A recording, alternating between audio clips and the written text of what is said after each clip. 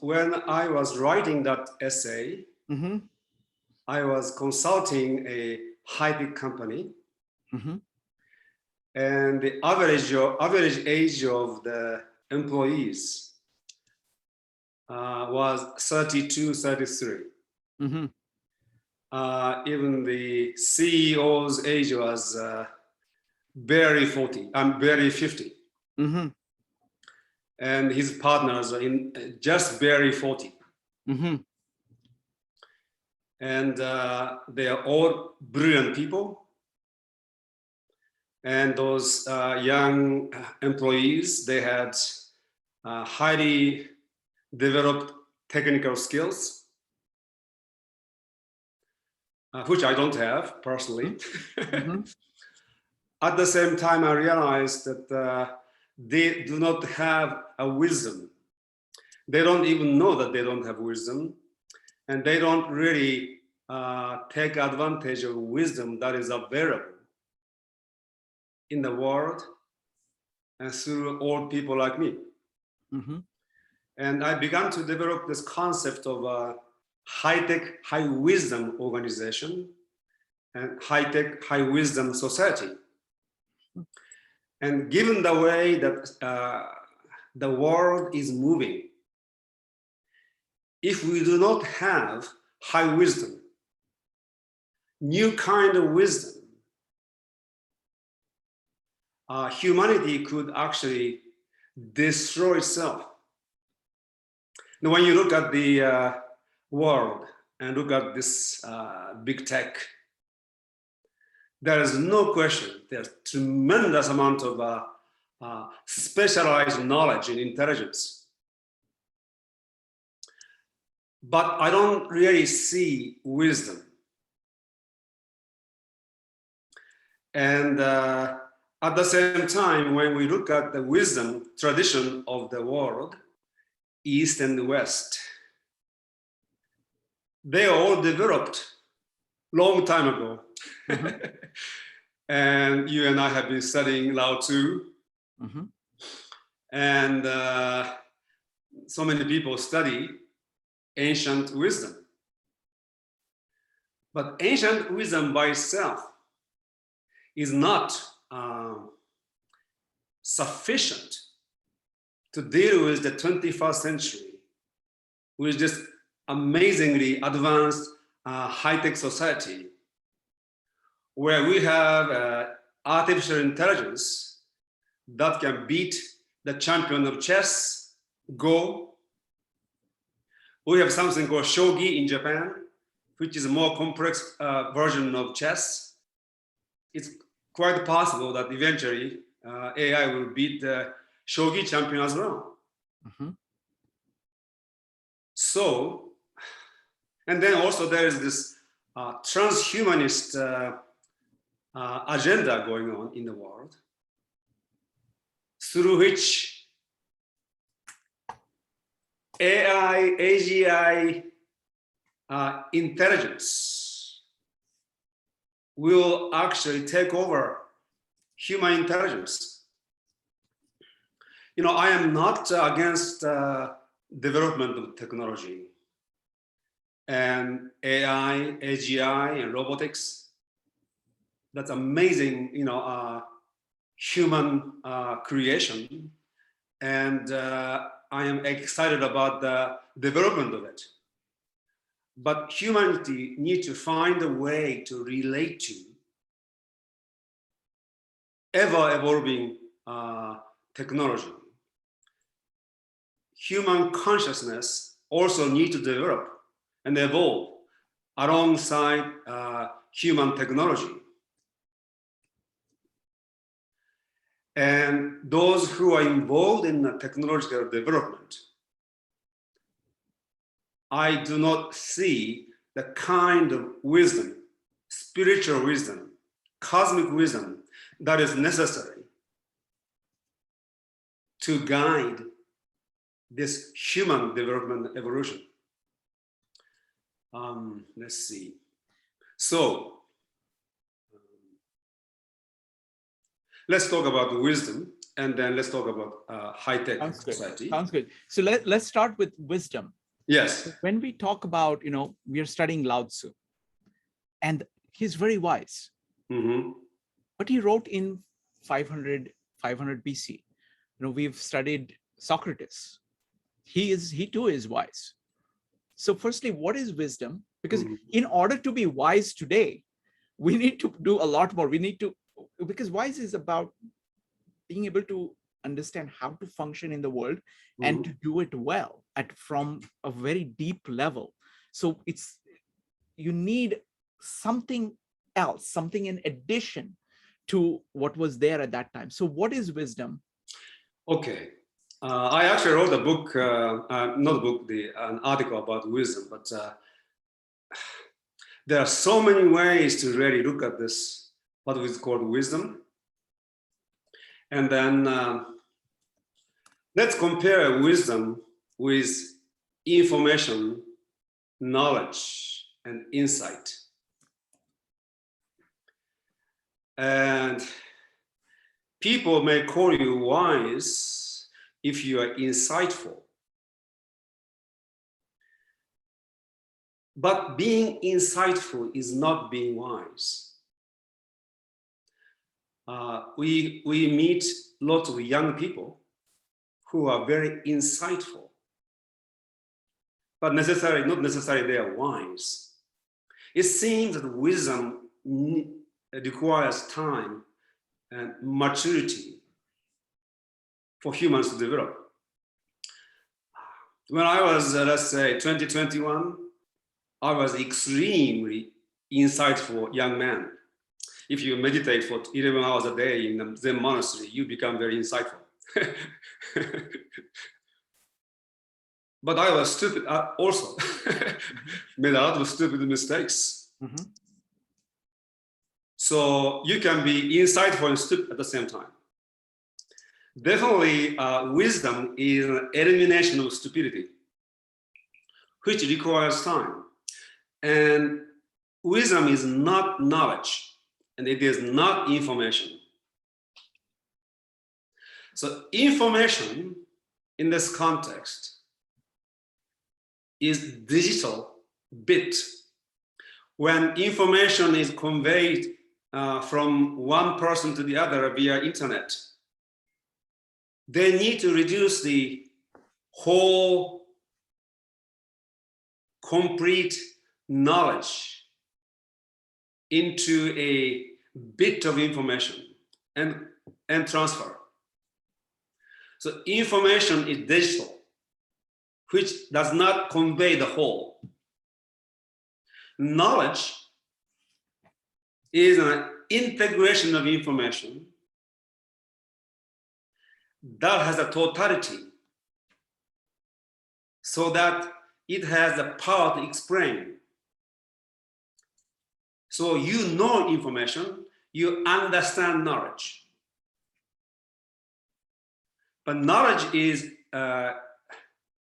digital aggregation, which has internal coherence. Yet it is not wisdom. Wisdom comes into being when a conscious entity encounters the unknowable. When we begin to gather information and begin to develop knowledge, and we come to create a body of knowledge which has explicitly power to explain the universe, you also come in contact with that which is not only unknown but unknowable. That unknowable cannot be reduced to the known. And that which is irreducible is the definition of the sacred. So when you encounter the unknowable, you actually have an experience of encountering the sacred. Like, as Lao Tzu says, Tao that can be defined, explained, spoken about is not the Tao. So on the one hand, you know Tao. On the other hand, it still remains to be unknown, unknowable. There's something is always beyond the known. And wisdom begins to develop when we are humbled by our encounter with the unknowable, the sacred. So there's a wisdom has this spiritual dimension. Being spiritual is to be in touch with, in build with, infused with, insuffused with the sacred. And that experience makes one wise. But the wise one is because he is in awe of, in wonderment with the sacred and unknowable. He or she will never think that he or she is wise. So the humility comes naturally. In a way, your intelligence was defeated by the enormity of the mystery, yet you love that defeat. Mm-hmm. So the way we are now moving in the direction, in the direction in which we are moving, wisdom is to have wisdom is to be spiritual in the true sense of the word. And this is entirely missing, I'm saying entirely missing in the world of high tech. I have known many people, and there are some people who are into spirituality, but it is not really authentic spirituality. And let's see. So that wisdom. So you have information, you have knowledge, and then and the boundary of knowledge, the boundary of your intelligence, you come to experience or encounter with the unknowable, the sacred. Then people begin to develop their wisdom. Can I say something? Yes, sure, of course.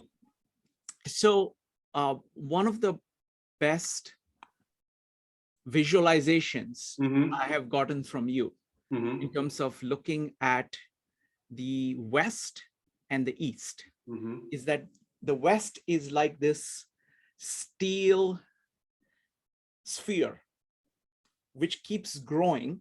So there is explicit knowledge and explicit technology, which keeps growing. As it grows, it comes in contact with more things. It deals with it and keeps growing. But it is obsessed with the words, the names, the technology, the ability to do things at a given point of time. The East is like is moving from the center of the sphere to outside, to almost to infinity, to just cover this entire domain. So what you're talking about, sacred, is something that is, I mean, I see that in Indian culture, in Indian philosophy all the time, of this Atma and Brahman. It is not about the words, it is not about the things, but it is about reality and you. And keeping that in mind, seeing the entire grandeur of reality and all the possibilities, and being humble to know that there is a lot more to it than what you see and what you will possibly see. And keeping that in mind when you are looking at this expanding sphere. So though the West is very, very good at the sphere, and the high-tech people are at the cutting edge of that sphere, they do not have that sacredness that you're talking about. Not only that sphere, but also they compartmentalize the sphere into many different smaller spheres.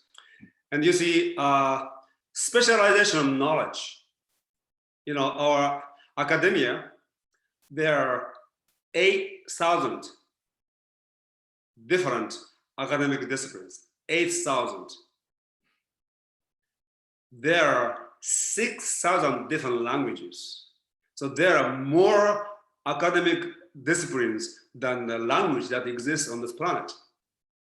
And this trend of specialization started a few centuries ago, but especially in 20th century, or maybe late 19th century, 20th century, it became more and more specialized. You and I spoke about this before.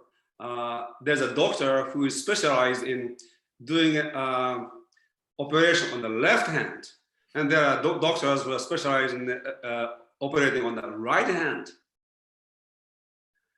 And you see, because of the enormity of knowledge that we have developed,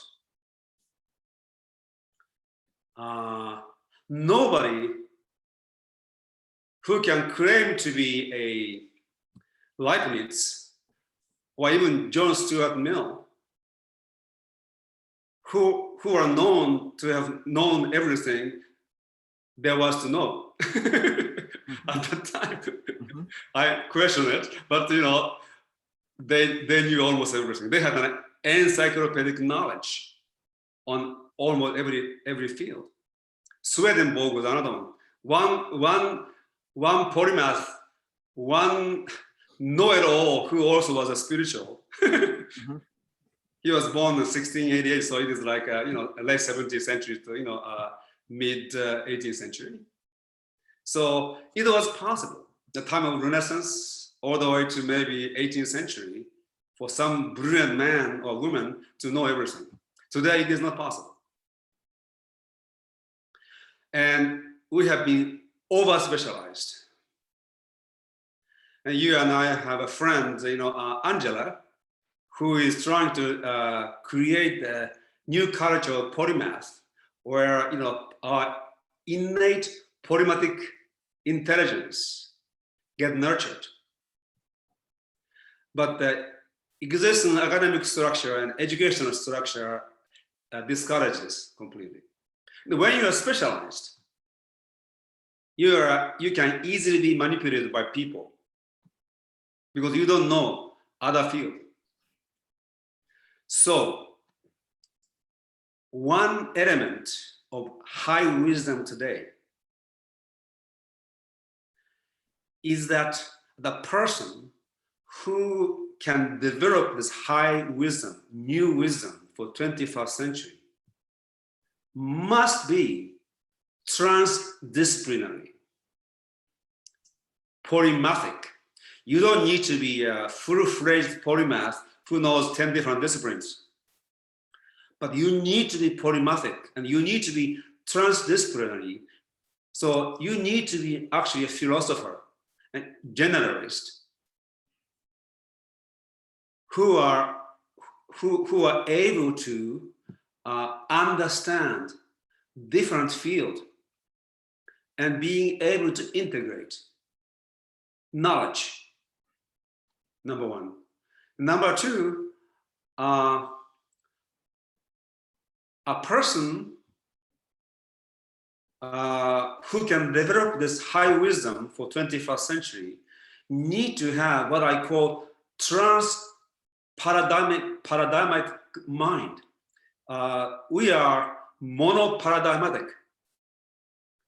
People are born into a particular culture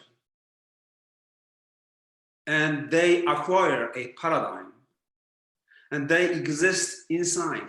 People talk about paradigm shift, but when they shift paradigm, they move into another one. And we need to be, you see, to understand somebody, you need to actually enter into the paradigm in which and from which he or she thinks and operate, and actually be. And if we are not trans paradigm, we are not able to do that. So what we do, we actually filter through our own paradigm to understand others. It's like that's when a translation is a good metaphor. Mm-hmm. So you read translation. You are reading in English translation of Lao Tzu, or Shankara, or even some German philosopher. And language is a paradigm. So you can never really get to the thinking of the other person, because it is done in different paradigm. Although some writings, such as Lao Tzu, get to the translinguistic universal truth, luckily. So we can get to this. But regular writings, where it does not deal with cosmic truth, it is very difficult to understand real mind of the author without knowing the language. Yeah, that's very interesting. I want to tell you a little story, that experience that I've had. I tried to read Yoga Sutra. Yeah. Now I know Sanskrit enough to be able to get like 95% of the words. Mm. And so I do need the translations for the other, what I'm missing. So I tried it with English translations and it was impossible. Because the concepts were so different. So ultimately I had to find a translation in Marathi, which I know very well. It's a language I grew up speaking, but Marathi is derived from Sanskrit. So it would use the word, and then immediately I would get, oh, this is where this is the root word of Sanskrit. Oh, I get it now. But the structure of concepts is so different. Yes. Because Indian thought has focused so much on consciousness that its structure of concepts about dealing with consciousness is so different from the Western view of consciousness, Western approach to consciousness, English approach to consciousness. Yes. It's very hard. Yes. And you're right, Lao Tzu is relatively more accessible because it is so metaphorical. It is leveraging things in nature and showing you what happens. Look at water. And that we have access to, so we are able to. So, but excellent point. Please go on. Yeah, and unless somebody pays me, I will never translate Chang Tzu. I did some translation to use for my own teaching, but Chang Tzu, you must enjoy the writing. Not only universal truth, but his writing is so. It's like translating Shakespeare or Goethe into a different language, and people will miss that the beauty of the language. Chang Tzu is an amazing writer, so I rather just enjoy his own writing in the original language than trying to translate. It will be extremely frustrating to begin with. Right, because so, when just one comment, yes. When you're looking at somebody like Shakespeare or Goethe, or Chang Tzu, what happens is that what is being communicated is not just what they are pointing to, but the way in which their consciousness processes that. And that has a rhythm to it, that has a style to it. And that is the hardest thing to get. And they also play with the language. Yes. So you see, Chang Tzu played with the Chinese language, and you cannot do that in the foreign language. Of course, you can play with the English, but it is not the same that he is doing. Yeah. So, please go on. Yeah. So that's why I have never published my Dogen translation, because I'm eternally frustrated. But at the same time, a big challenge. Anyway, so wisdom and knowledge. So high wisdom, there's a universality to wisdom, which is the spirituality in the sense of the encounter with the sacred and the encounter with the unknowable, that really humbles and illuminate human mind. That is the universal character of wisdom. And the high wisdom that we require today is, to get there, we also need to have a different, because our knowledge is so much richer today, And we need to have the mind that is transdisciplinary in terms of knowledge and trans-paradigmatic in terms of our mentality or our consciousness. You see, Chuang Tzu or Lao Tzu lived in Chinese culture. They did not need to transcend their paradigm. They wrote within the same paradigm. There are different schools, they disagreed and so on and so forth, but it is basically the same. Same is in, although Hindu has a more diversity than Chinese actually. And West, German, and French, and English speaking, or Italian, Spanish, there's a significant difference. So that, there's more variety, although they used to write in Latin. So we need to have this too. So this high wisdom is enriched by the consciousness that is trans-paradigmatic, and the mind that is transdisciplinary. And so the leaders of today and tomorrow, they can no longer afford to be a specialist. They need to be enlightened and multidimensionally intelligent. And if humanity don't have the leaders with high wisdom, we have a very bleak future. Because eventually AI and AGI are going to take over humans. I want to make a couple of points. I want to connect to some things that we've been working on. My friend CJ did a meetup for us on the value of multiple perspectives, that in order to get at truth. And the way I kind of summarized it for myself is using a sensory metaphor. So take, for example, you're eating an apple. Okay, when you're eating an apple, you're seeing the redness of the apple, the appealing color of the apple. You're feeling the firmness in your hand. You're tasting it, you're smelling it, you're feeling it as it goes in. You are feeling, kind of satiated by it, enjoying the taste of it. All of this is happening. And so this idea of the way in which senses work is they work together in this manner. Yes.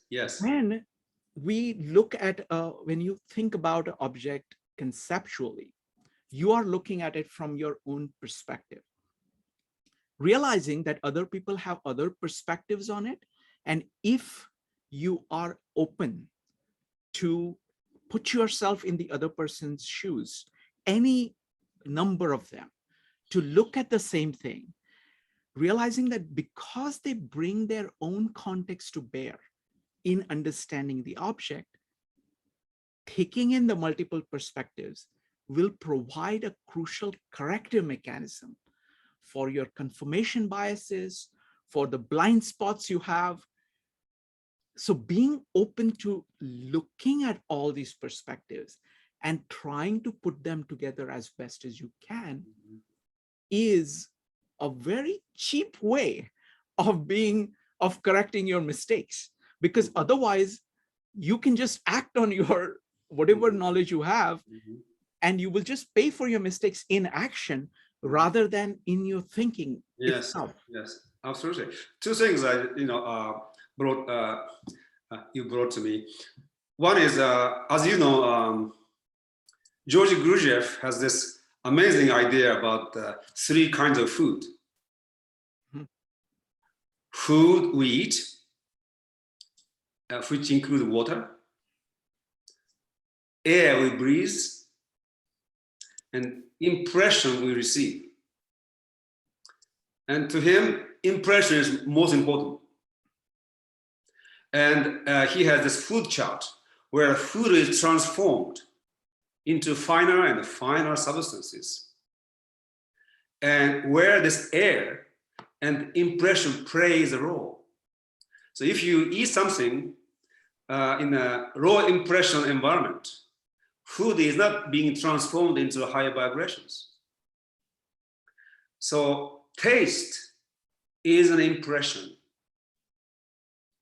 And the better the taste, the richer is your experience of eating, and also the greater the evolution of this process of assimilation into higher and higher vibration.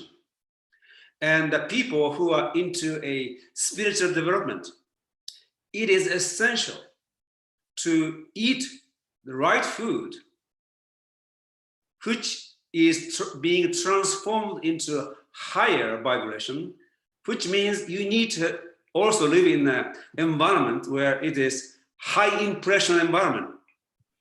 So people go into diet and they eat really bad tasting food. They are already killing the possibility of what the diet can do. So you see, it is so important for all of us to have rich experience, not only eating food, everything. We need to have rich experience, number one. And number two, so we talked about monadology and the sociology last time.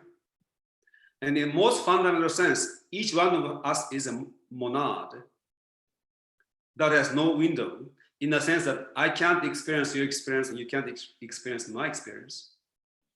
So another way of saying this is we each have cosmic address in the whole universe, and each one is unique perspective, which cannot be experienced by others.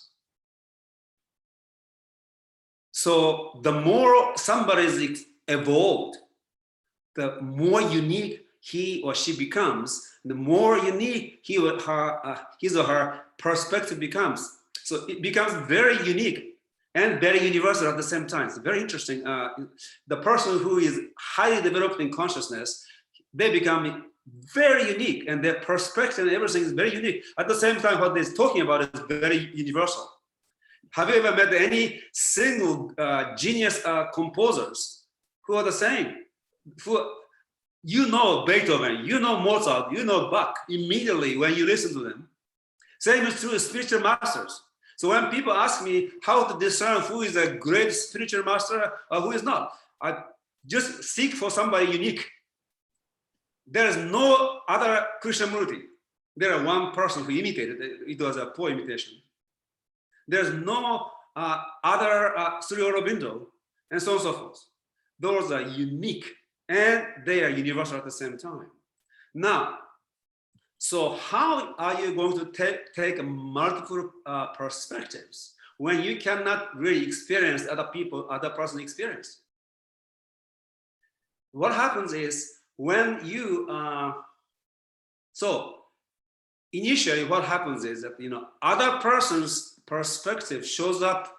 If you really experience your being, you realize that the other person's perspective is one of those sacred, unknowable. And people shows up differently.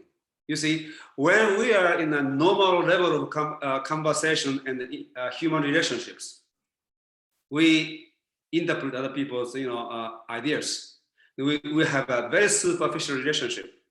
Other person doesn't show up as a sacred, unknowable. But when you are in touch with your sacred, the unknowable, and your consciousness is in the state of sacredness and the state of wisdom, other people shows up as a portal into a universe, into a world that is unknowable. So you will never really know fully other person's perspective. But because they shows up as a portal, you actually kind of disappear. And you have an understanding or understanding of the other person's perspective in an entirely different way. You begin to listen.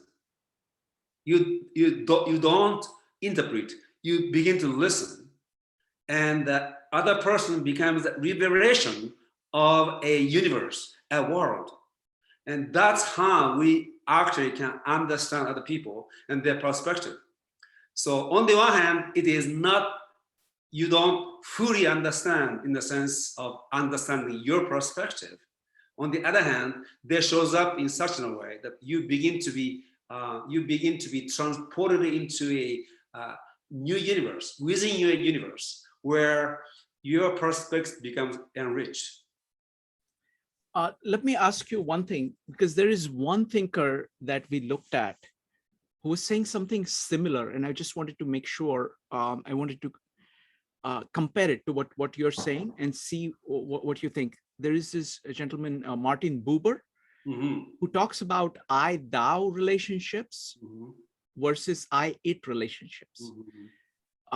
He says that, and most relationships are I-it relationships. People are focused on what can you get from this relationship, and it's all focused on kind of the efficient cause, or if it's focused on saying, okay, what am I looking for? I'm picking up a coffee from this person, and you're not really looking at the person, you're just looking at the coffee. It's a much more superficial way of looking at life, and you're looking at only things which are definite things that you already know that you want. But when he talks about I-thou relationship, what he's saying is that that other being that you're looking at is sacred, that just like you have that divine spark within you, the core within you, the other person also has that core. And if you are open to that, almost like a metaphysical experience, and keep that in mind, then that interaction has a dramatically different nature than this I-it relationship. Because in I-it relationship, you're actually not learning anything. You're just using something that you already have.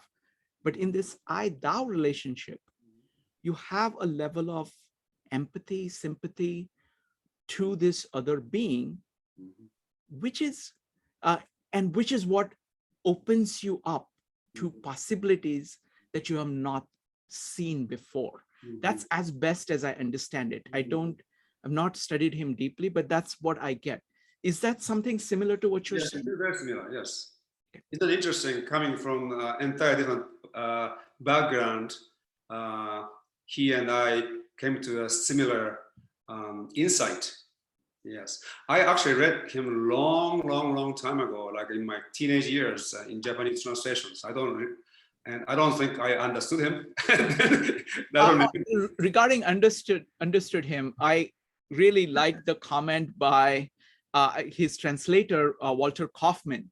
He said, Buber tried to learn Hebrew, but he never really learned Hebrew, though he wrote in it. He never learned to write as obscurely in Hebrew as he could in German. So he never really mastered the language. Yeah, he was, Walter Kaufman. He's a great German philosopher and scholar. Yeah, anybody who wants to study Nietzsche must read his writing. Yes. And he actually wrote a book about Buber. Actually, I remember that. I haven't read it, but I remember that. Anyway, yes. So yes, I-thou versus I-it. Great performers, they actually create an I-thou relationship with their audience. And the mediocre ones, or journeyman performers, their only audience is it.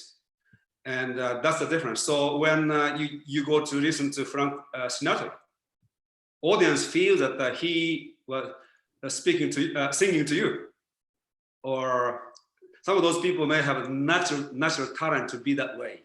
Elvis Presley, the same way. They just speak to, they are singing to the audience, but the audience feels as if he is singing to her in this case.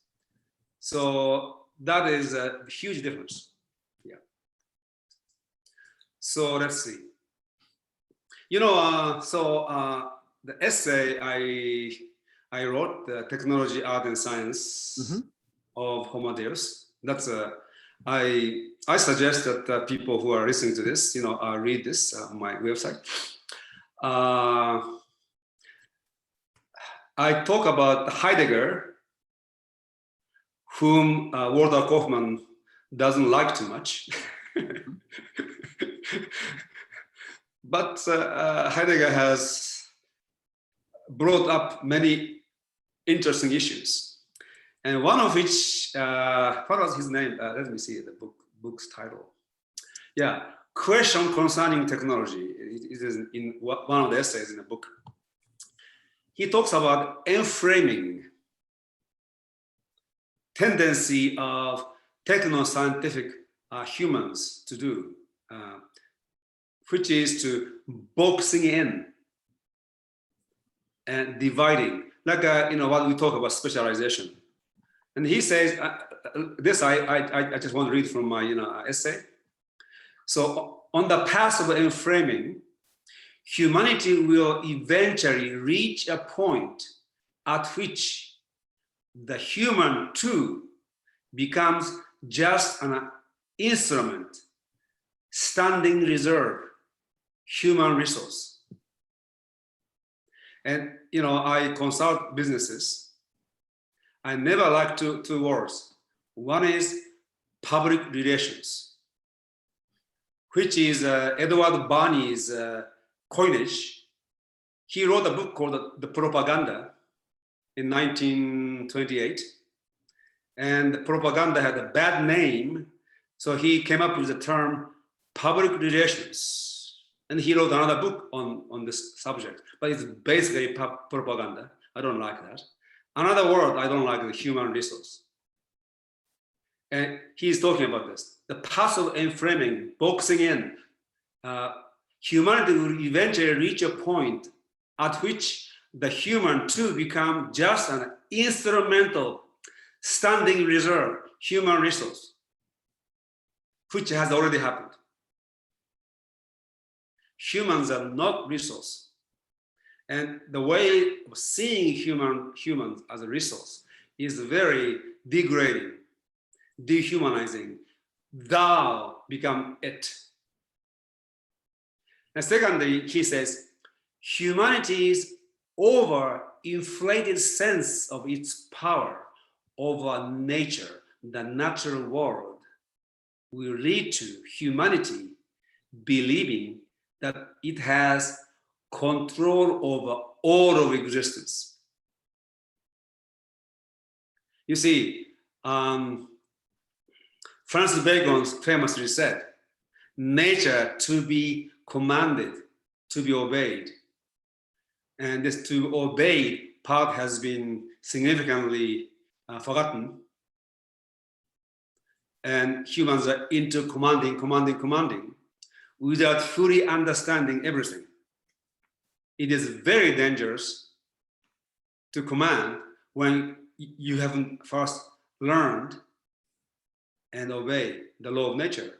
And now, not only nature, now there, humans' over-inflated sense of its power over nature, we begin to think that we have the power over all of existence. And you can see this.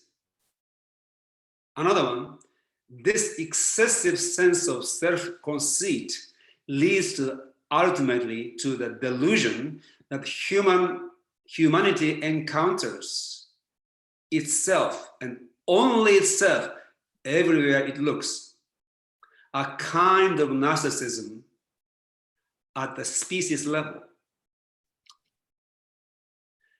You see, we are moving in a direction. Actually, we have moved significantly in this direction. The excessive sense of self-conceit now leading humanity to a narcissism at the species level. Everywhere we go, there are humans. It's like taking a sightseeing trip in Japan. Everywhere you go in sightseeing in Japan, you see more people than sight. There are too many people. And one last thing he says, Such an orientation to the world will blind humanity to the way in which the world reveals itself, in spite of or because of the whole set of scientific apparatus and theories that are meant to guarantee a precise knowledge of the world, will miss the truth of what the world is. We talked about this in a different way. We begin to know, understand what by knowing too much about how. We start to lose sight of the whole by knowing too much about the part, in isolation from the whole. So the high wisdom that is required for high-tech society, one more element. So we talked about the transdisciplinarity, and then trans-paradigm. Well, in a way, it is similar to saying this, but in the educational system, we need to begin to develop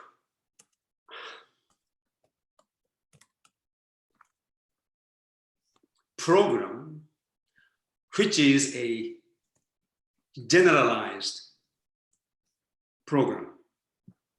In another way of saying is, we need to bring back philosophy again into the center of learning.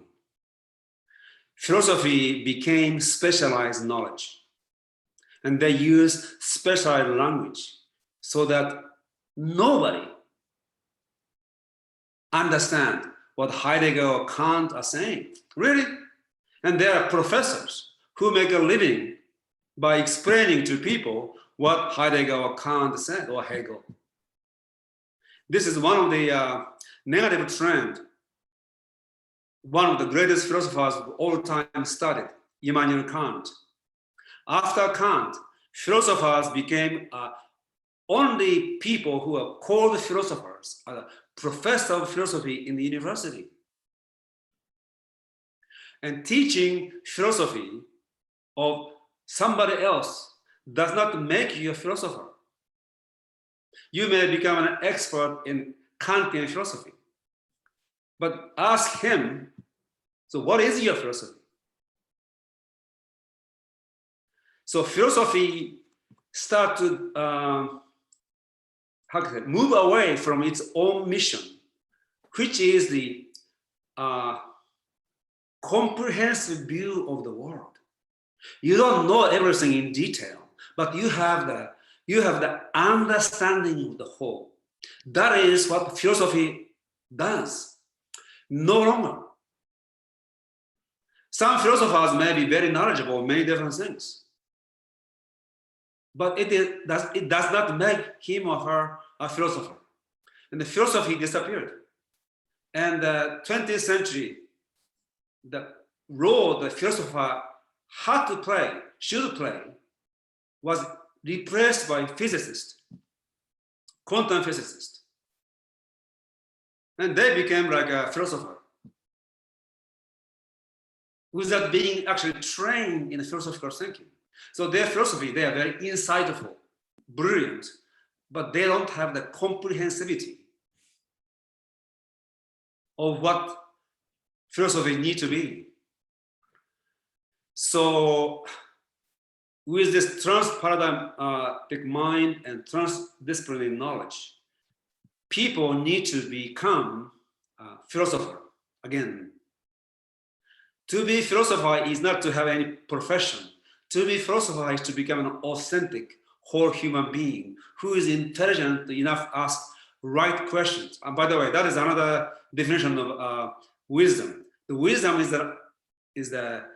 the intelligence that asks the right question.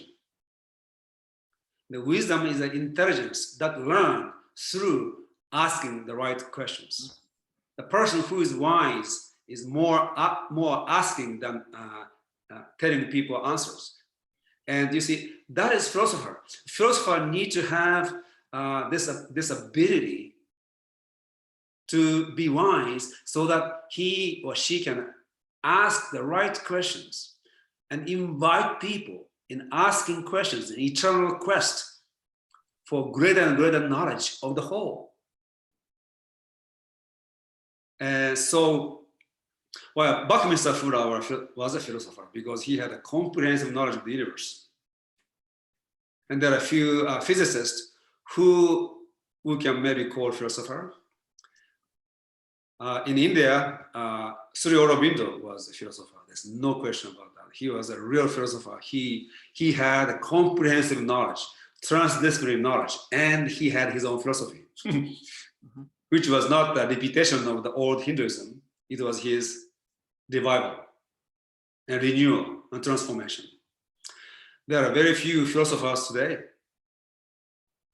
And so in educational system need to be transformed in such a way that people become philosophers in their own way.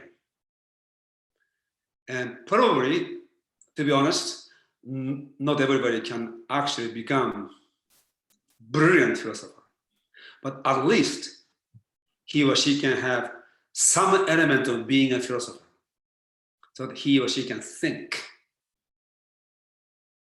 beyond what he or she believes. So high wisdom requires the three things.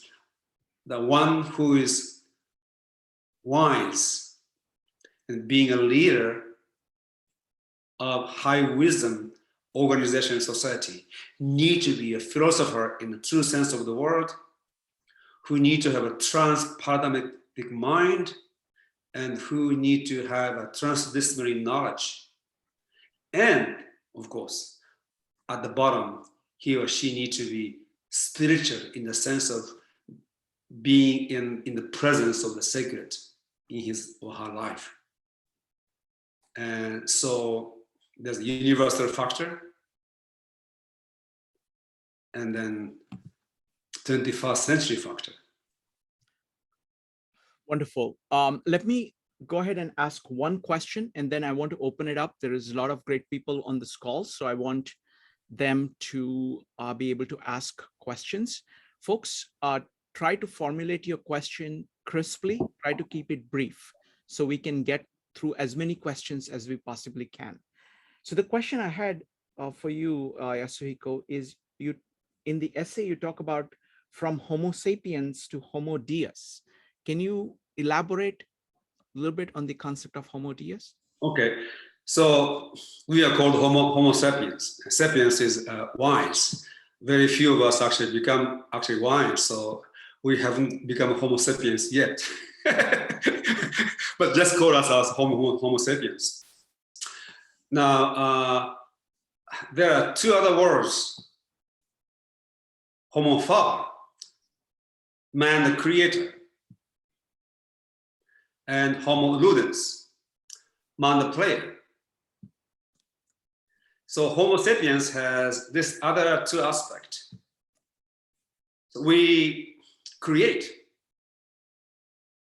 In the most fundamental sense, we create our own destiny. And we create many things. Technologists, engineers, and inventors, writers, painters, we create. So we have the element of, Homo faber. And then we have element of Homo ludens, man the player. And we learn and create when we are playing the best. We cannot force ourselves to create. We can coerce others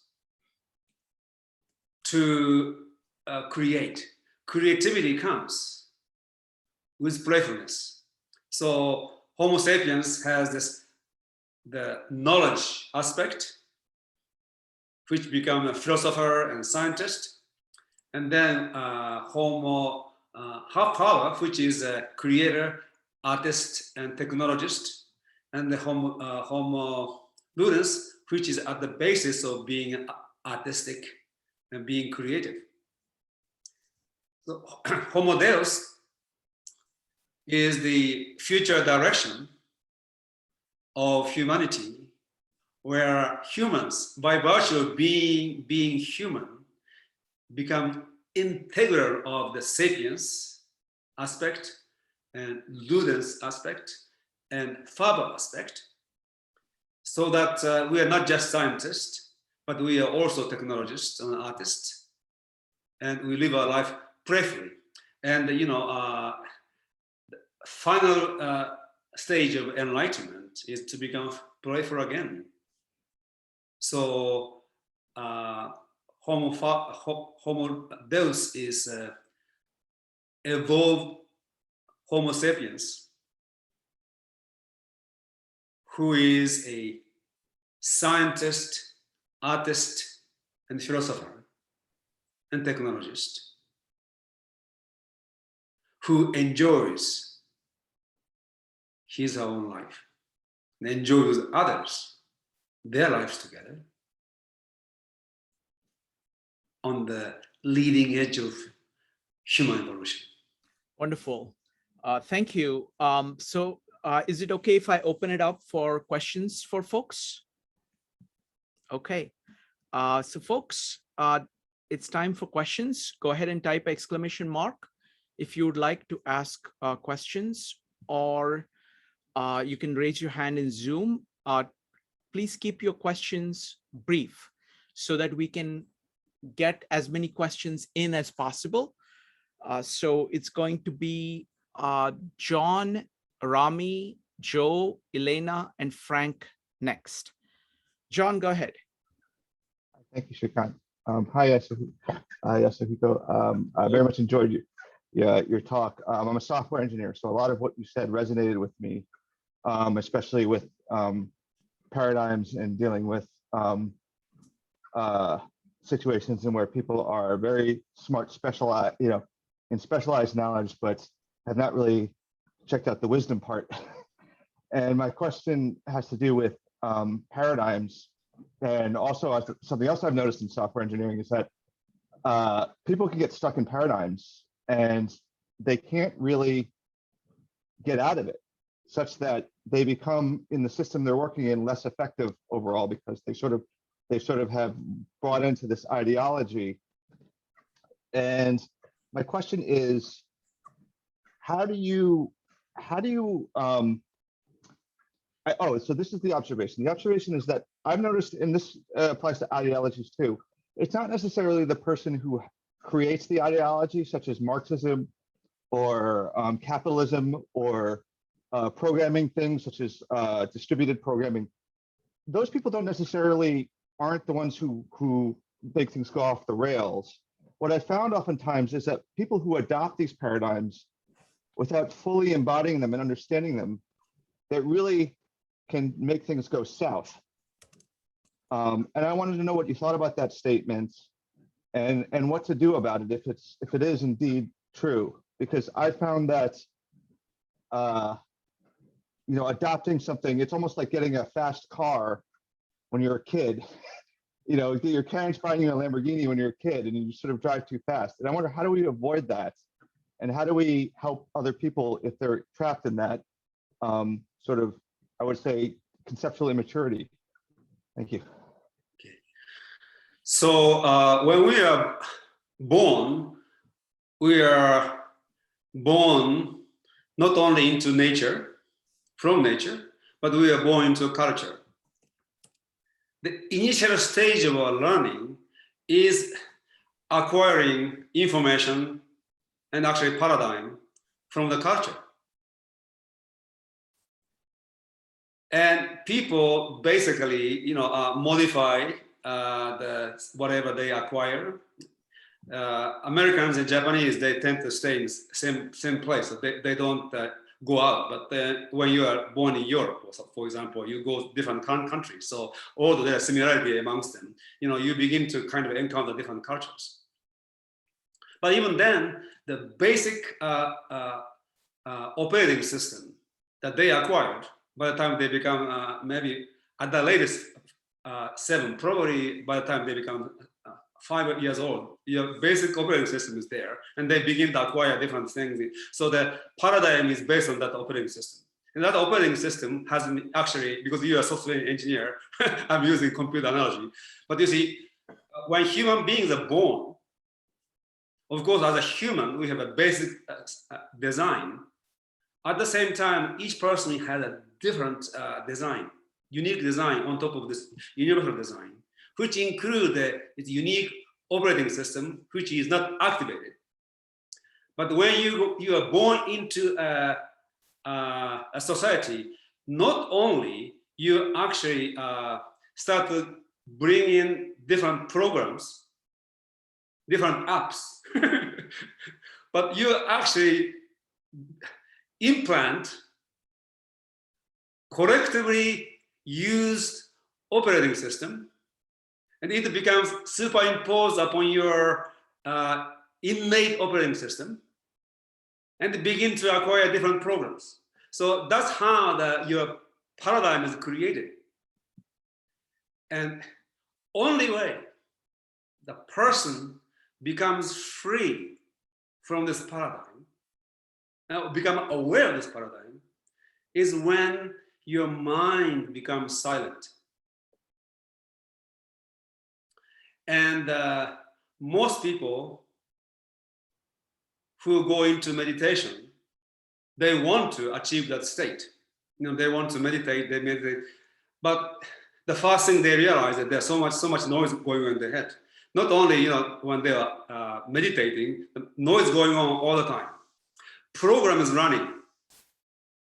And in that programming and the noise going on, sometimes you say I, you. Every time you say I, entire world view, your entire paradigm comes together because your ego is part of the paradigm. So, this is not advertising for meditation. There's the only way the person becomes aware of this paradigm and becomes free is when the person becomes silent. When he or she achieves a silent mind. It's amazing. That is the initial stage of satori or enlightenment. So sometimes it happens, but when you begin to practice meditation, the probability of that moment happening becomes higher. That moment is a moment of eternity, timelessness and spacelessness, when the consciousness has no object nor subject, and it is free from all of the paradigm. And when that happens, you become aware of this whole, the world of illusion delusion, people call it. It is a psychological reality in which we live. You become aware of reality outside of that psychological reality. So in order for somebody to be trans-paradigmatic, he or she needs to be extra paradigmatic outside of it. And it's called ecstasy, ecstasy. So I call those people ecstatics because you become ecstatic, really, emotionally too, but actually ontologically, you are static, stand. You stand outside of the programming and paradigm. And then you begin to reconstruct your operating system and your thinking system, which is no longer implanted, but it is an authentic, uniquely your thinking. You become it has become original thinking. Somebody else may say the same thing before, but it is original because it comes from you. And it is a different kind of creativity. People who are conditioned to be creative, they are good at putting things together, integrating new things. That is one level of creativity, no question. But when you become an original, you, Jonathan, you begin to think originally, and you become creative in the original sense. It's different from the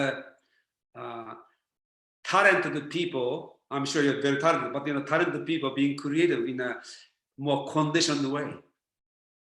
And that makes a difference between people, real genius, and very creative people, genuinely creative people. Thank you, John and Yasuhiko. Next up is going to be Rami, Joe, Elena, Frank, Charlie, Sharon, and Shane Murray. Rami, go ahead.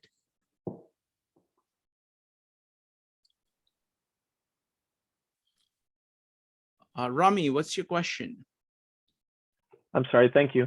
Are there too many people, or are there too few applied or new solutions for ensuring all possible people can have thriving lives upon a similarly thriving planet? I don't understand the question. What did you say? Are there too many people, or are we not applying enough solutions or coming up with enough new solutions so that all the people can thrive along with nature? Maybe Shrikant, you can translate what he said. Sure. What he's asking is that, are there too many people on the planet? Okay, too many. That's I didn't hear. Too many. Okay. And if there aren't too many people, are we structuring things so that not all people or not most people get the benefit of all the technology work, all the creativity that we are putting out? Well, there are different thoughts regarding that question. And there are some people who are actually actively working on depopulating humanity. And there are other people who think that the number is immaterial, because if we put all the 7 billion people, we can fit them into a small section in Alaska. So the space that the humans are occupying on this planet is not that big. Therefore, there must be a solution. Buckminster Fuller came up with this, actually fact that 1970s, there is enough food to feed everybody in 1970s. And also he said there's enough know-how to create an abundance for everybody. At that time, there were already a lot of humans, 1970s. So I tend to take the view of Buckminster Fuller. It is not a matter of number of humans that we have, but the distribution of wealth and technology that needs to be worked out. So if there are just to distribute food to everybody, it requires a technology of distribution. Just distribute know-how, we need a technology for distributing knowledge. And right now, there is a still heavily concentric structure exists. We have an idiosphere, where there are few center of ideas and the people gather together. There's a human sphere, where political sphere where few people have power and everybody gather around. So there is no polycentricity and omnicentricity in the distribution of power, knowledge, and food. And Rami and I and Shrikant, everybody, there's a tremendous amount of intelligence in this group. If we come together, really think about how we can actually distribute this knowledge, wealth, and food. I don't think it's that difficult to do that. Imagine there are about 1,000 billionaires on this planet.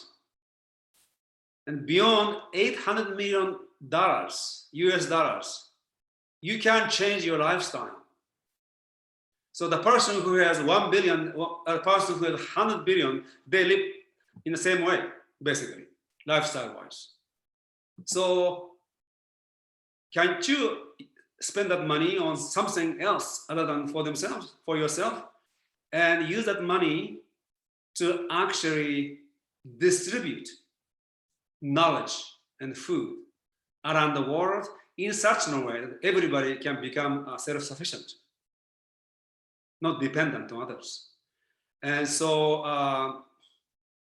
if I'm understanding Rami's question correctly through Shrikant, I don't think there are too many people. We have a paucity of will and strategy in developing, distributing know-how, power, and wealth. Thank you, Yasuhiko. Next up is going to be Joe, followed by Elena. Joe. Thank you, Yasuhiko, for joining us here today. Good to see you. Nice to see you. And so my question is related to ethics. So don't you have to subscribe to an ethical system in order to achieve wisdom? Because essentially that the way I may answer a question if I'm a utilitarian versus a virtue ethicist versus a deontological philosophy of life, don't I need to select a ethical system in order to be wise? This is my perspective on this question. It is a great question, and it is has to be part of the whole equation. Just going back to what I said about philosophers. Philosophy used to have basically two divisions. One is natural philosophy, which has become specialized as science, and moral philosophy, which is ethics. And then as a foundation of it, there's ontology, epistemology, and so on and so forth. And what we have lost as by way of losing philosophy is losing this moral philosophy.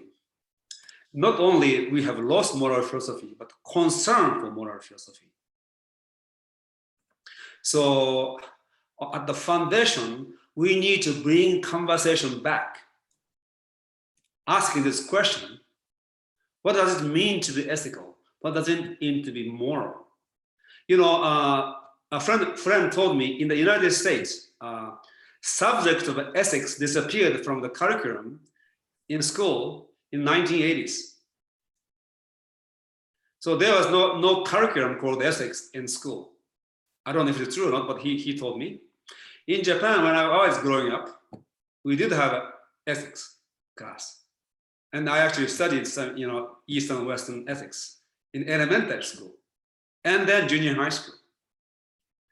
So it is not, before we subscribe to any ethics, first we need to realize the importance of ethics, and the people need to have conversation about ethics. What is right and what is wrong. And so again, as a part of bringing philosophy into school, we need to bring into school an educational program and into the conversation of humanity, the question about ethics before any answer about ethics. People need to realize that's number one. And number two, 20-some years ago, I wrote an essay on ethics, actually.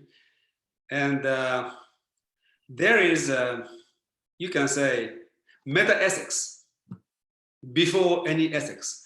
I am into people thinking freely and developing their own philosophy, which means it has a basic, so people may have different ethics as a result of thinking freely and developing their own ethics.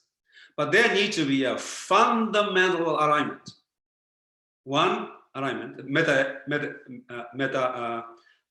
ethics. Number one alignment is alignment for truth. What is true and what is untrue. And second is alignment in responsibility. And number three, the alignment in integrity. So we can all align in our responsibility, integrity, that we all commit to truth. Number two, we be responsible for our thinking, knowing, and acting. In a communal setup, we do what we agree to do. We have agreed to do. So in a individually, you be responsible for your knowing, thinking, being. In a communally, with other people, we agree that we do what we have. I agree that I do what I have agreed. I have agreed to do. That's responsibility. Number three is an integrity, or you can say sovereignty. That I am being my own person. So I be true to myself. And in a communal setup, I agree that I will not encroach upon your sovereignty, your property, your life and your property. So those are to me the fundamental ethical principles that need to be present in order for each one of us to actually think and develop our own ethics. Thank you. Next up is going to be Elena, followed by Frank. Elena. Thank you. Yasuhiko, I have two questions. One is, it's an easy question. Could you please repeat the name of one of the philosophers, let's see, prominent Indian and prominent tradition of whatever that's just teaching in India? It's Sri Aravinda, or there is any Sri S-R-I S-R-I A-U-R-O-B-I-N-D-O.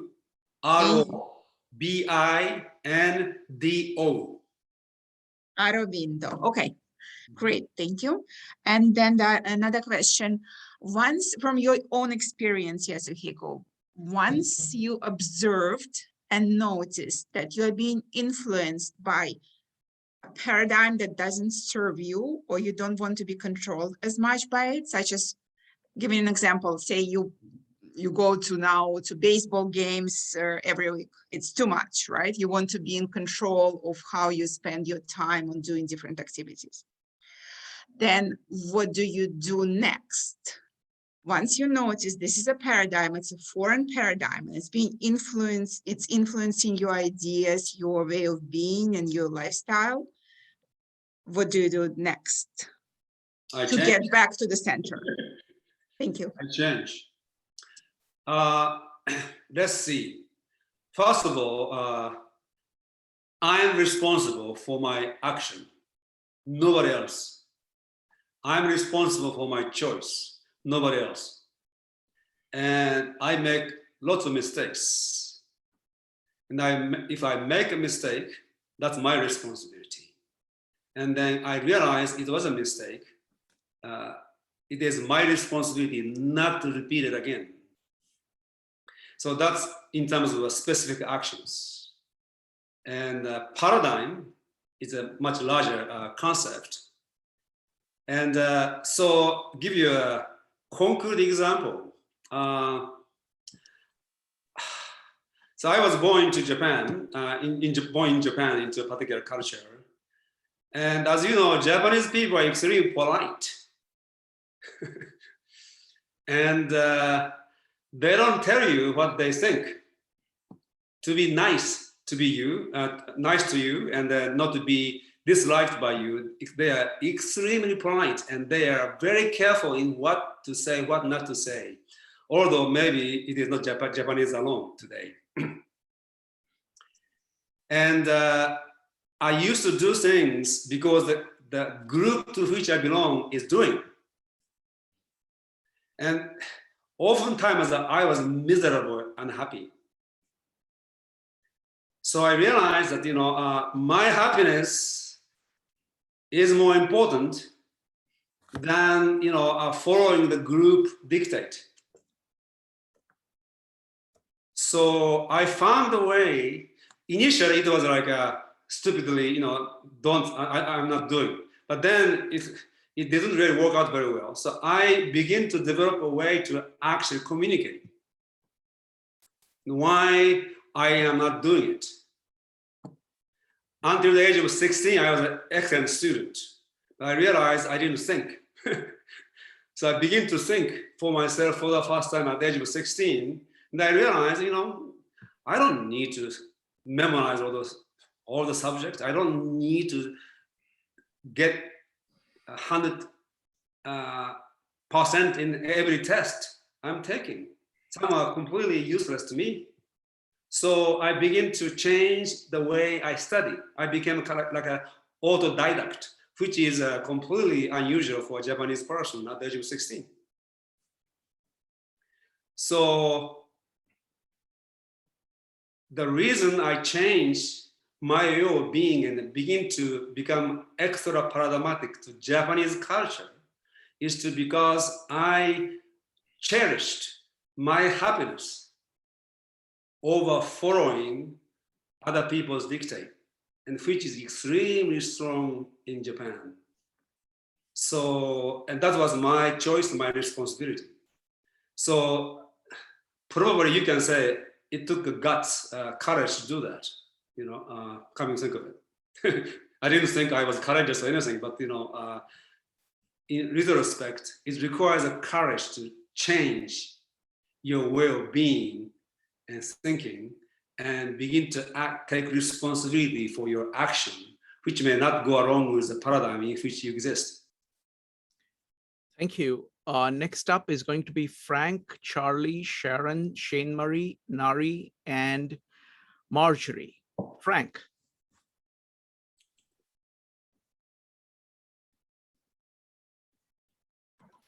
Hi, sorry, I had to change devices here. I just wanted to ask, it's interesting you bring up Heidegger when you're looking for universals and a kind of like comprehensive philosophy. And why is that? And why not Marx or Hegel or one of the other universalists and more dynamic thinkers? Well, when you study the history of Western philosophy, there have been a few people who had tremendous influence over the way philosophy dealt with, related to humanity and society. Not necessarily they are the greatest thinkers, but they had the greatest impact on human society. And Immanuel Kant is one of those people. In my view, Spinoza is a far greater philosopher than Kant, but Spinoza was ostracized. We still study him, but he is not part of mainstream by any means. And Immanuel Kant became a mainstream. He had a tremendous influence.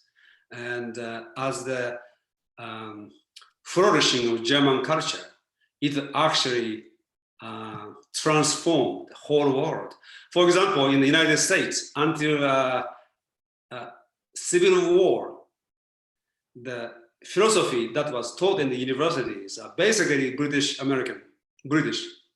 philosophers, and Scottish too, British-Scottish. And after the Civil War, it became Hegel, Kant, Hegel, and then became Karl Marx. And it has a tremendous influence over the course of history in the United States. So whole trend of this change started with Immanuel Kant. And he was a greater philosopher than Karl Marx by any means, but Karl Marx had influence, of course, politically speaking. Thank you. Next up is going to be Charlie, followed by Sharon. Charlie. Yeah, I'd like to bring up something on kind of a personal psychological level and focus on the need to belong and using that image of putting things in boxes and that there's a tendency for people to like their box. They like where they are, and also there's other people in the box with them. Okay, and so in a way it's simply kind of like agoraphobia. People don't want to leave their box; they want to stay in it. Yes. And also like addicts, you know, they cling to this thing that gives them comfort. And so that being in the box is something that's really comfortable. And yes, no question. What? No question about that. Yeah. And so if someone comes from outside the box and starts knocking on their door, the welcome mat is not going to be out there. And so there'll be quite a bit of hostility towards someone who's approaching them. Now I just reread the Der Spiegel interview of Heidegger, and he made the statement that only God is going to help us. And so my question is, how do you see these paradigmatic people interacting with people in a productive manner that might have some chance to effect change that will maybe give humanity a chance to continue? It's one of the ideas I'm thinking about is maybe triage. You focus your efforts on people that are at least maybe a little bit willing to listen. Okay. Anyway, that's kind of my question. I used to use the analogy of vortex, and maybe I can use it again. So the society is like a vortex. There's an ideological center, and there's a vortex of ideology. Center of power, political power, there's vortex. And there's a center of economics and the economic power vortex. And let's say they're kind of paradigm. Yeah? Just let's use an ideological vortex. And there are thousands, millions of people in that vortex. And as you said, absolutely, most people are very comfortable. You know, people go for cognitive consonance. They don't go for cognitive dissonance. They avoid at all costs. So they watch one TV program. One group of people will watch only CNN. Another group will only watch Fox News, and so on and so forth. You know, there's a cognitive consonance, and then they are maintained on this. So those of us, you know, who are committed to, you know, advancing our consciousness and greater truth and thinking, we need to have courage to stand alone, which means in the big ocean, there are many vortexes. You actually need to come out of it. And one by one, we become the center of vortex to create new vortex. And my vision was the omnicentric vortexes. So, you know, I don't want people to be my follower by any means. So more complex vortex where there are many vortexes that are going together in a very dynamic way, multi-vortex vortex. And in a larger scale, as Heidegger said, you know, only God will help us, because you know, we can't force people to think differently, because they need to be different before they can think differently. And you can't even force people to be different. But, you know, so one vortex can become extremely uncomfortable to live. You know, what used to be comfortable become uncomfortable. I am sure in the beginning, Communist Party provided certain degree of comfort to some people, but then it becomes extremely uncomfortable. If you are sent to Siberia, it is not very comfortable. So many intellectuals, who questioned, who used to be communist, but started to question communism, was sent to Siberia. It's becoming so. You see, we need to wait in that sense for large group of people to become uncomfortable with the paradigm in which they live, and only God help us. There's nothing you and I can do. But in my view, that's one thing. In my view, we don't need a lot of people who stand outside the vortex. We need a critical mass of people. And like a Renaissance, there are no more than 150 trillion people who we can call Renaissance man. They had a tremendous influence over the course of history. In the same way, we will need I don't know how many people, but not many, percentage-wise. But because we have so many humans today, the number needs to be bigger than the time of Renaissance.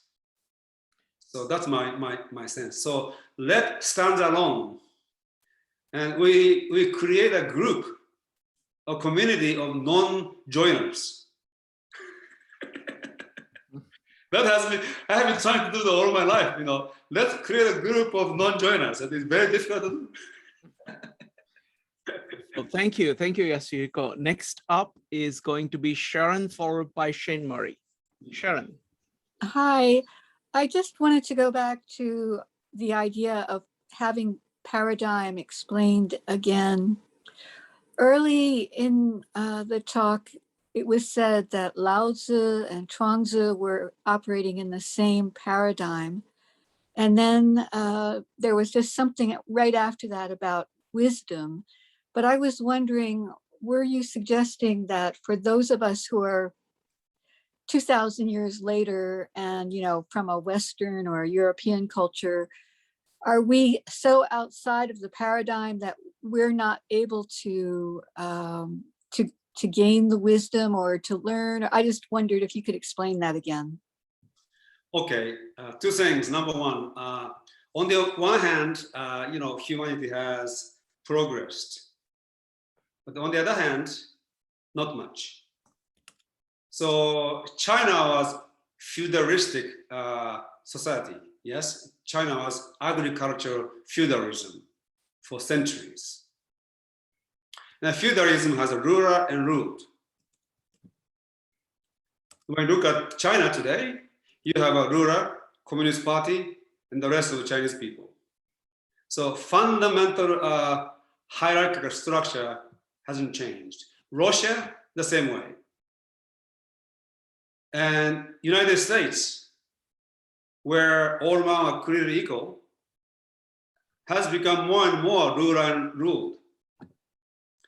So in the most fundamental mental structure, like a meta paradigm, you can say, of humans, has not changed much.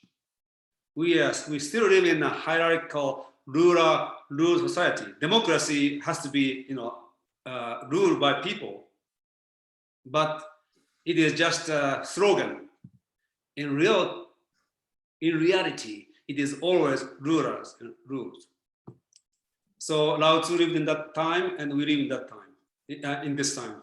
Fundamentally, not much difference. That's number one. Number two, somebody like Lao Tzu and Chuang Tzu and Taoist and Buddha and Aristotle, those great thinkers, they actually touched upon something that is timeless.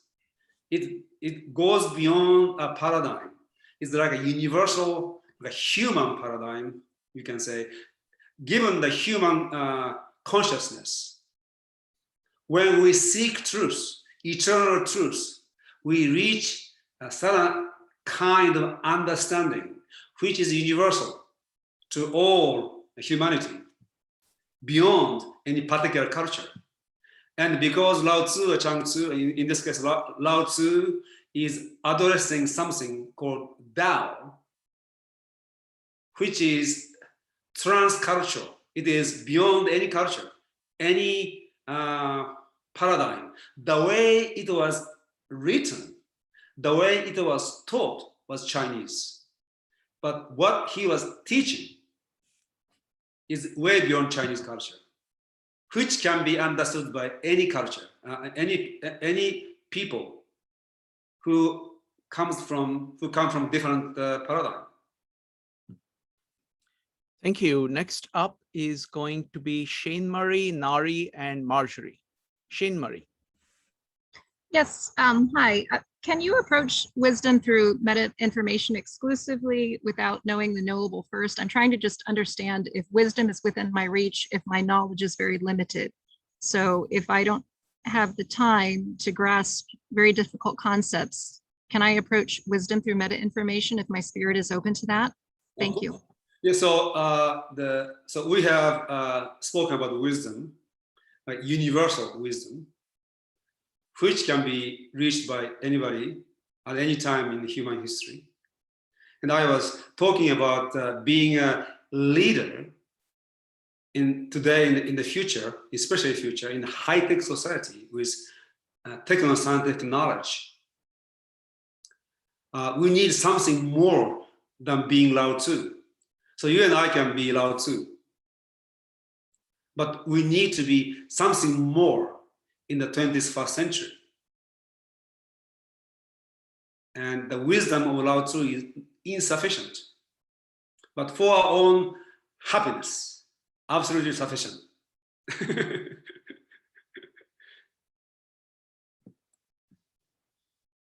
Thank you. Next up is going to be Nari and Marjorie. Nari. Sorry, I'm muted. Hi, Yasuhiko. Nice to see you again. So I have a quick question for you. I actually resonate with the idea that there's informational feudalism that's going on, especially here in the US, where people are sort of shaped, I guess, by their informational sources and what they're choosing to believe. So how do you kind of reconcile that with the ethical belief of like freedom and letting people make their decisions if like especially in this day and age right now, like this moment right now where the repercussions are not that innocent, they're actually like they're having health repercussions for like the global community. Okay.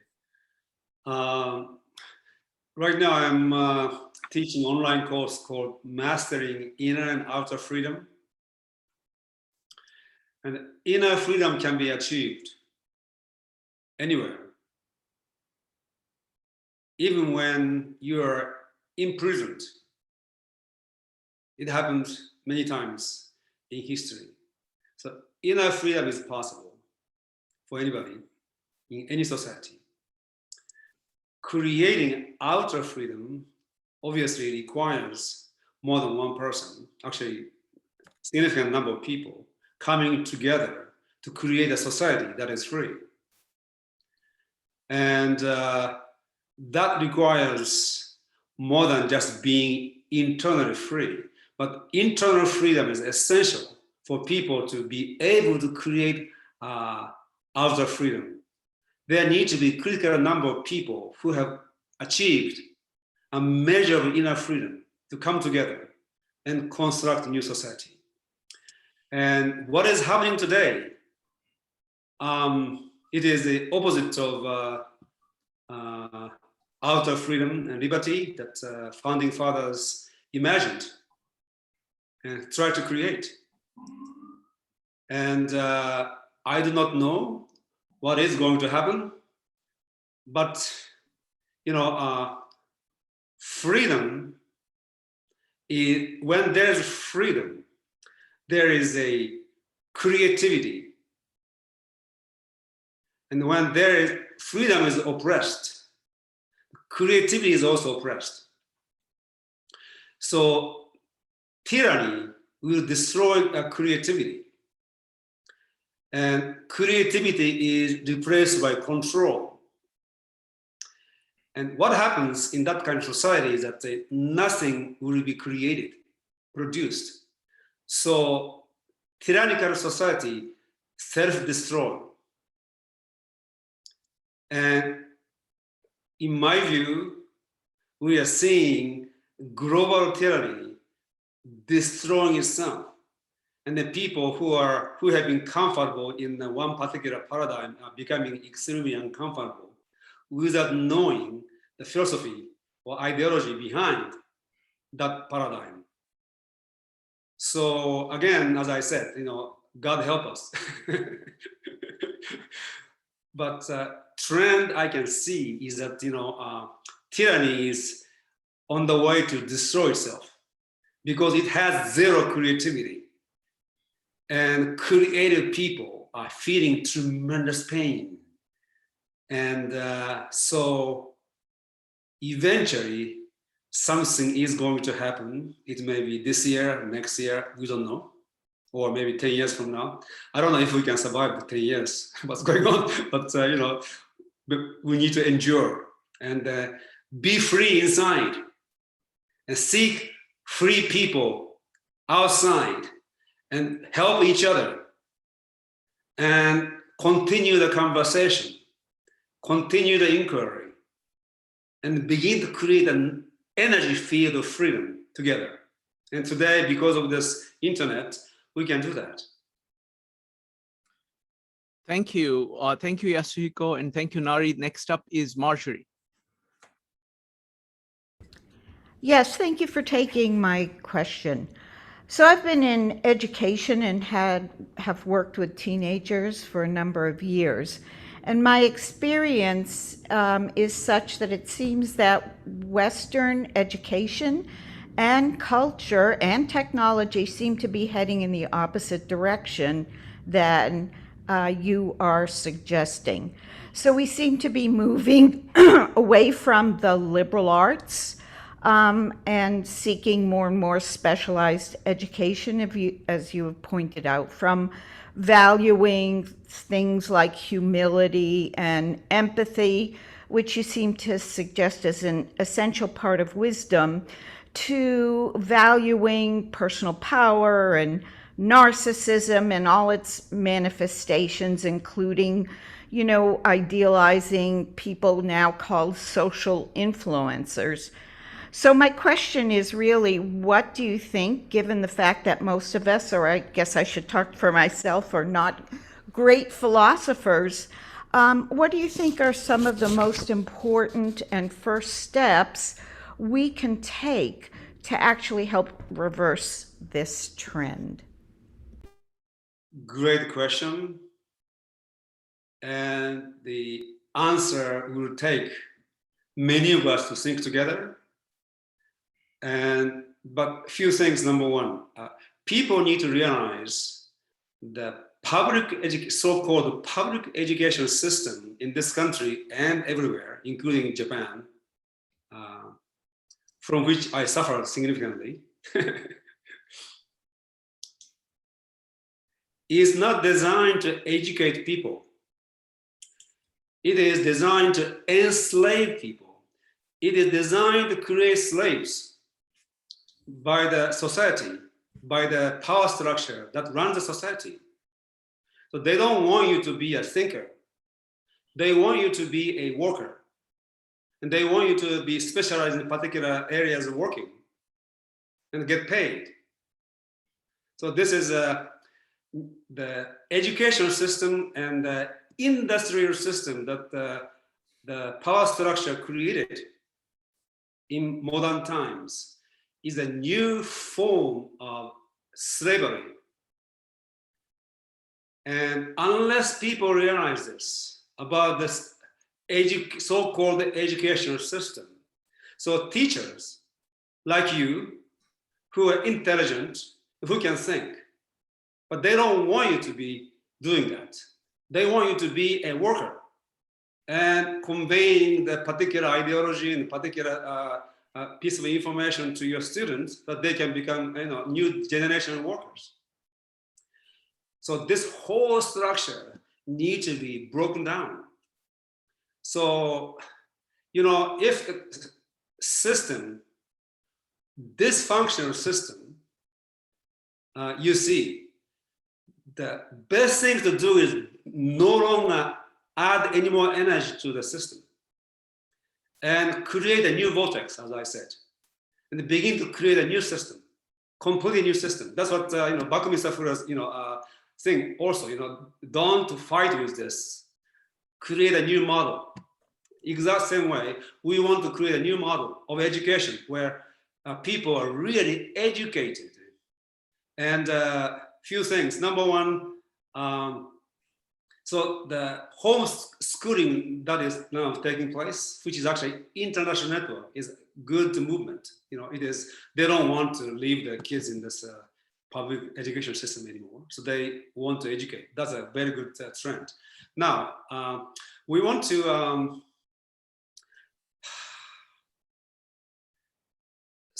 Those people who are into homeschooling want to really create a vibrant community and begin to create an alternative education system with the intention of really educating children and youth in that they become thinking humans, not following slave.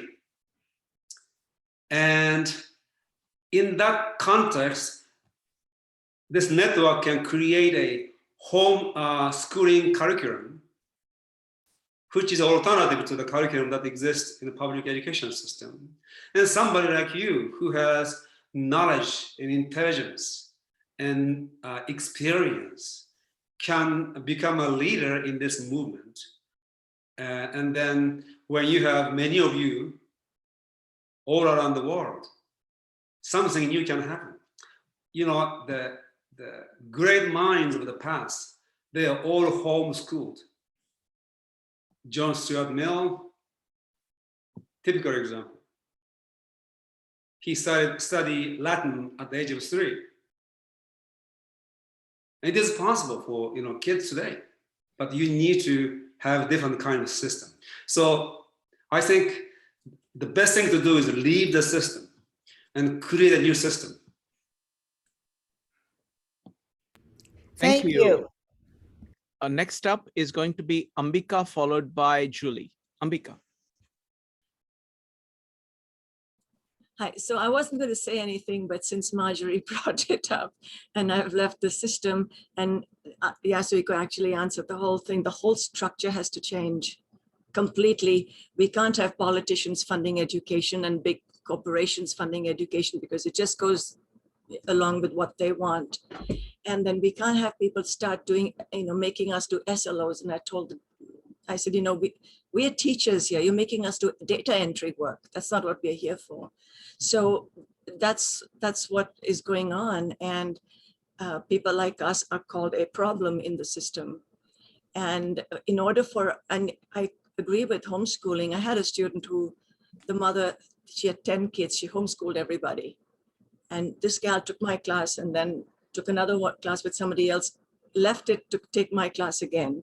And the other thing is that in order for people to homeschool, we can't have both parents working so much because there's no time then. And so the whole economic structure has to change as well. So everybody isn't just working hard just to pay bills. I mean, I've had kids of all, without getting into all the racial stuff that's going on now. I have kids who poverty is across the board. It isn't just one race or the other. So I've had kids who haven't had a meal come to class. This was junior college. So it's the whole system has to change, the economic structure, education structure. Oh, and then we have books. The book Prentice, this one company has bought over all of them. Ambika, would you like to ask a question? Go ahead. Sorry. So I just wanted to know in the Omni system how this would function. Thank you. Two things we can do using the technology we have. Buckminster Fuller wrote a book called Education Automation in the 1960s. he already envisioned what is happening today. So information you can gain from this internet. You can actually read every book ever published almost. And so in terms of getting knowledge, you can use this. You don't need to go anywhere. You can learn from this. And using this kind of a device, internet, we can also have a discussion together. And you see, we need to have teachers. How can I say this? I'm sorry, because there are teachers here, but you see, today teachers are not highly respected, and that is really bad, because being a teacher is maybe the most difficult things to be. So when you become a lawyer, you get paid well, and people go into law. And if you become public school teacher, you don't get paid that much. And my pay is not only criteria, but you see how people perceive a profession. And I think with using the internet, for example, I use the name Einstein, although he wasn't a very good teacher. Let's say you can listen to Albert Einstein giving a lecture, and you can join him in his class on internet. So if we use homeschooling, self-directed, market one education using internet, and school professors and scholars participating in this whole system, you get to acquire knowledge based on your interest, and you can listen to the best professor in the world giving a lecture. So the possibility is infinite, literally. Thank you. Next up is Julie. Julie, go ahead. I wanted to know whether do you think it's a matter of people being closed-minded and locked into their own paradigms and refusing to look at anything else, or do you think it's a matter of people don't even know what paradigm they're operating from? And to me, that seems like the latter would be the case. Well, these two are not either or. And the people who are blind to their paradigm, they are completely in the state of a hypnotic trance. And the part of their paradigm is, the program is not to look at anything else. So their behavior is already programmed. So there's no way for them to ever find out that they are inside a paradigm. It is a part of the program to blind them to the paradigm or program. So it is, you see, people need, I'm sorry to say, but people need to feel pain in this particular case. They need to feel pain. I want to ask one question. In your article, you talk about the connection between beauty, truth, and goodness. Mm-hmm. Can you elaborate on how it applies to developing wisdom in today's time? That's a beautiful question. That's about beauty. Thank you.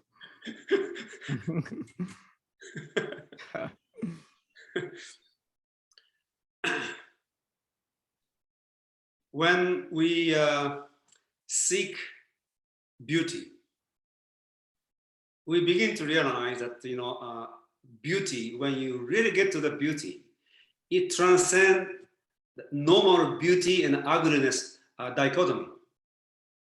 Real beauty is beyond the accepted paradigmatic beautiful and ugly. It is the coincidence of opposite. It's a transcendental conscience of the opposite, where you find beauty. Truth is also the same, when you have a particular idea and then opposing idea. When you begin to really seek truth, there is something beyond those two duality where you meet truth.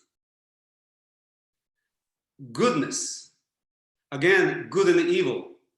And true goodness actually transcends both good and evil.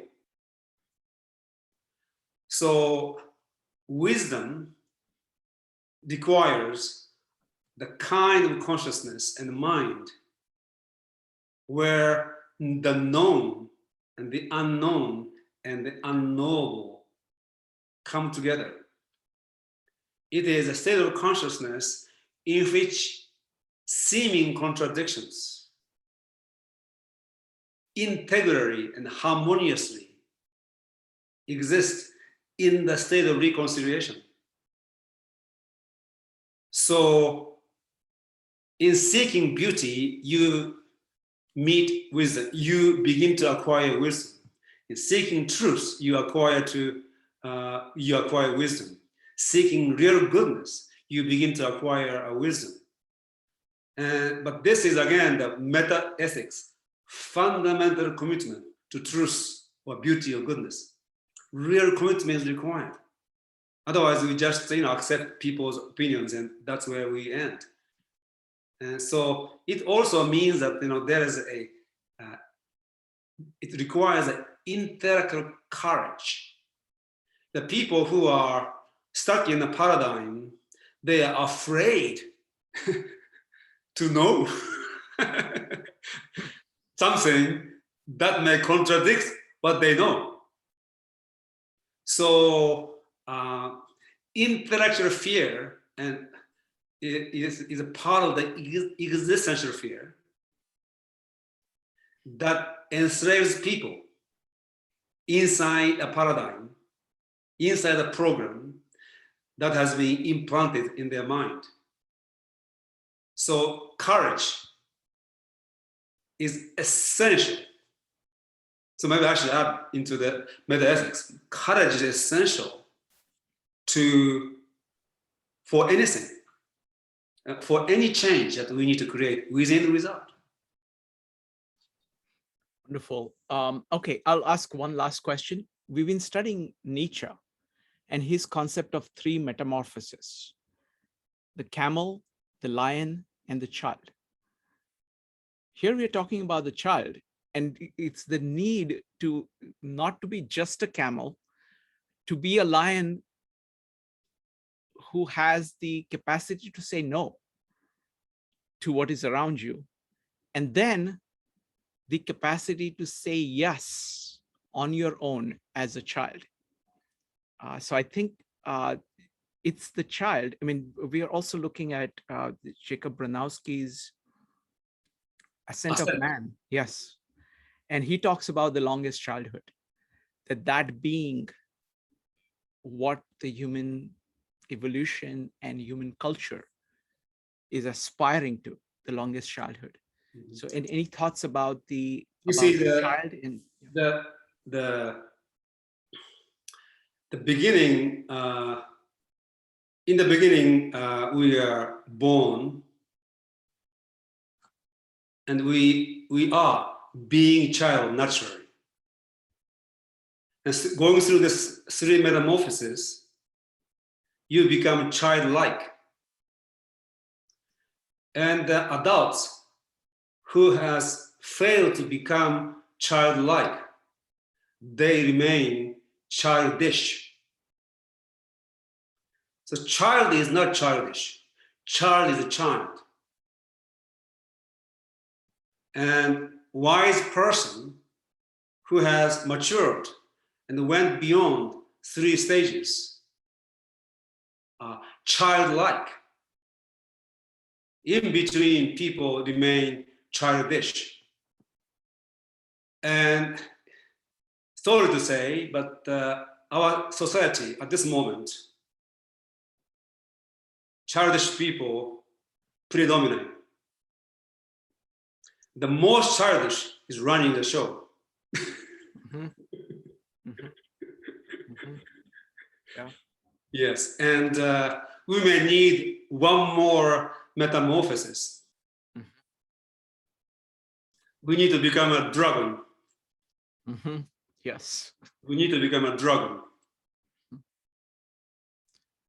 Wonderful. Yasuhiko, always, this is just so delightful and such a great honor. Thank you so much. I treasure these conversations. Thank you. Same here. Thank you very much. Thank you. Goodbye, everybody. Bye.